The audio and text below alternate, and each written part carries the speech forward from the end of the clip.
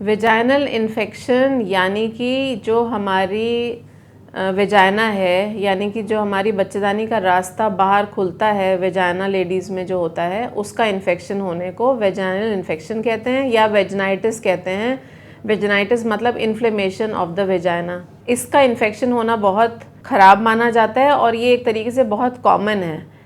इसका इन्फेक्शन ख़राब क्यों माना जाता है? वो इसीलिए है कि इसी से होते हुए हमारा यूट्रस का रास्ता है, सर्विक्स है और उसके ऊपर यूट्रस है, और बच्चेदानी तक रास्ते में जो इन्फेक्शन ना पहुँचे और हमारे आगे चल के हमको इन्फेक्शन की वजह से गर्भ धारण करने में प्रॉब्लम ना हो किसी महिला को, उसके लिए वेजाइनल हाइजीन और पेरिनियल हाइजीन होना बहुत ज़रूरी है। वेजाइनल इन्फेक्शन के मुख्य लक्षण बेसिकली इचिंग है, वेजाइनल डिस्चार्ज है, जिसका कि जानना बहुत ज़रूरी है कि ये नॉर्मल वेजाइनल डिस्चार्ज यानी कि नॉर्मल वेजाइनल सिक्रीशंस है या एक इन्फेक्शन वाला वेजाइनल इन्फेक्शन की वजह से डिस्चार्ज है। अब वेजाइनल डिस्चार्ज होना, इचिंग होना, कुछ यूरिनरी सिम्टम्स होना, उस एरिया में रेडनेस होना और डिस्कम्फर्ट होना, ये एक मेन सिम्टम है आपके वेजाइनल इन्फेक्ट होने का। अब इसमें बहुत तरीके के चीज़ें और एसोसिएटेड हो सकती हैं, जैसा कि यूरिनरी ट्रैक्ट में इन्फेक्शन होना कॉमन हो जाता है। उसका रीज़न क्या है? उसका रीज़न ये है कि जो हमारे यूरिनरी ब्लैडर है, उसकी जो आउटर जो रास्ता है, यूरेथ्रा जिसे कहते हैं, जहाँ से यूरिन एक्चुअली में बाहर निकलता है, वो फीमेल में बहुत शॉर्ट होती है, दैट इज़ जस्ट 4 सेंटीमीटर्स। तो जो लेडी वेजाइनल इन्फेक्शन से प्रोन होती है, उनको यूरिनरी ट्रैक्ट इन्फेक्शन भी बहुत कॉमन होते हैं, क्योंकि उनका जो वेजाइनल इन्फेक्शन है वो यूरेथ्रा के माध्यम से यूरिनरी ब्लैडर में पहुंचता है और वहाँ पे इन्फेक्शन यूरिनरी ब्लैडर में पैदा करता है, जिसकी वजह से जल्दी जल्दी यूरिन लगना, यूरिन में दर्द होना और कभी कभी यूरिन में ब्लड आने का भी सिम्टम हो सकता है। तो वेजाइनल इन्फेक्शन में अक्सर यूरिनरी ट्रैक्ट इन्फेक्शंस भी कॉमन होते हैं। इसके इलाज में सबसे पहले हम लोगों ने एग्जामिनेशन करके फाइंड आउट करा कि what is the cause for this, किस टाइप का इन्फेक्शन है, तो हमने उस इन्फेक्शन को ट्रीट करा।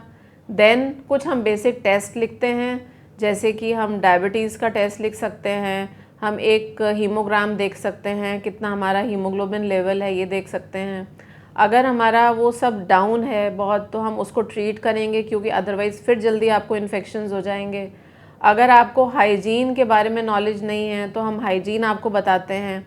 हाइजीन बताने के लिए सबसे ज़्यादा ज़रूरी है पेरिनियल वॉशेस आते हैं, आप उसको यूज़ कर सकते हैं, and that should be a part of your daily activity. Daily routine का एक्टिविटी होना चाहिए to maintain perineal hygiene, not only during infections, but if you are having recurrent infections, then it should be a part of your daily activity, like having a bath, washing your face and washing your perineum should be an activity which should be done every day in the morning and once at bedtime. So before sleeping also, अगर आप perineal hygiene का ध्यान रखते हैं and you change the undergarments at that time, then it is going to be very beneficial for you. और कुछ sexual hygiene का भी आपको ध्यान रखना है। सेक्सुअल हाइजीन में आपको और आपके पार्टनर को ध्यान रखना है कि अनहेल्दी सेक्सुअल प्रैक्टिसेस ना हो, जिससे कि आपको बार बार वेजाइनल इन्फेक्शंस कैच ना हो। तो ये सब चीज़ों का ध्यान रखते हुए कभी कभी हम लोगों को दोनों पार्टनर्स को ट्रीट करना पड़ता है। पेरिनियल इन्फेक्शन या वेजाइनल इन्फेक्शन से सबसे पहला बचने का उपाय है आपकी एक हाइजीन प्रॉपर होना। हाइजीन प्रॉपर होने से मतलब है कि आपको जब इन्फेक्शन है तब तो करना ही है, लेकिन जब इन्फेक्शन नहीं है आपकी बॉडी में तब भी आपको ऐसे मेथड्स यूज़ करने हैं जिससे कि ये प्रॉब्लम आपको ना आए। उसके लिए आपके लिए ज़रूरी है कि आप कुछ वॉशेस आते हैं, कुछ मेडिकेटेड वॉशेस होते हैं पेरिनियल हाइजीन के लिए, उसको आप हमेशा यूज़ करें। जैसा कि मैंने आपको बताया कि मॉर्निंग में at the time of bath you should make a habit of like you face wash, that is how you perineal wash. तो आपको वो यूज़ करना है सो दैट आपको इन्फेक्शंस ना हो।